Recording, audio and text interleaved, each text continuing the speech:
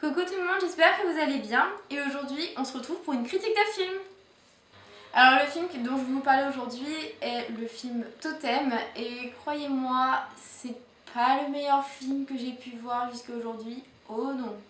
Donc c'est un film de Didier Zappa qui n'est pas non plus une lumière en termes de cinématographie, pardon, puisque tous ces films, presque tous même, sont des navets. L'histoire débute au Mexique en 1988 avec le personnage Frank Sylvain qui à l'âge de 12 ans urine sur un totem avec son ami Manu Manu. Ses amis le surnomment également la chèvre dû à sa forte malchance et son ami Manu Manu décide alors pour ses 30 ans de lui offrir un voyage au Mexique pour justement conjurer le sort et le ramener dans une vie plutôt normale afin que cette série de malchance, de malheur même, cesse. Arrive du coup ce vol pour le Mexique et bien évidemment un malheur arrive pendant le vol. L'avion connaît un problème technique et est obligé d'atterrir sur l'île de Los Locos où se trouve la tribu des Troubidas qui est une tribu cannibale et qui fait prisonnier Frank et son ami Manu Manu. Cette tribu cannibale va faire vivre d'horribles choses à nos deux compères qui vont justement essayer de se battre pour survivre face à cette tribu cannibale.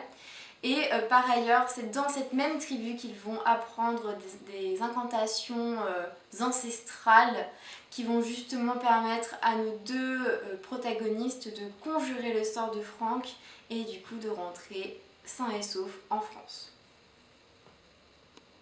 Pour ma part, je n'ai pas trouvé ce film extraordinaire dans le sens où le scénario n'était pas non plus très travaillé et en plus de ça, les effets spéciaux étaient vraiment à revoir.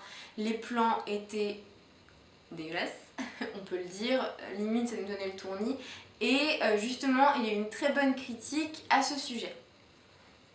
Cette critique est celle d'Odile Tremblay qui est une critique québécoise et qui justement confirme mes dires au sujet de ce film, qu'il y a de grands mea culpa au sein de l'histoire, notamment avec une concordance presque semblable à une histoire d'Égypte, à un tombeau qui ressemble presque à celui de Toutankhamon, avec limite des objets datant de l'Égypte ancienne, ce qui n'a totalement rien à voir avec des objets mayas.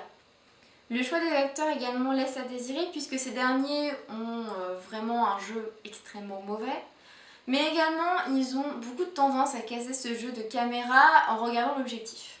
Le scénario est également à revoir et le maquillage laisse à désirer puisqu'il est extrêmement occidentalisé avec des couleurs très chatoyantes.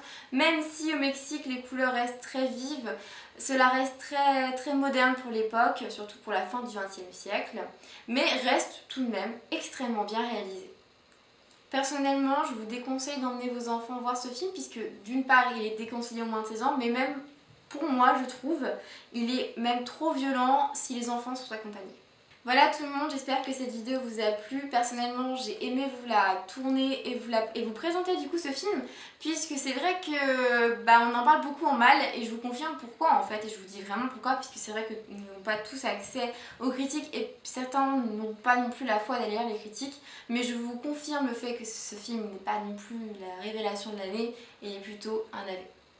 Sur ce, je vous fais plein de bisous et je vous dis à très bientôt dans une nouvelle vidéo. Bye!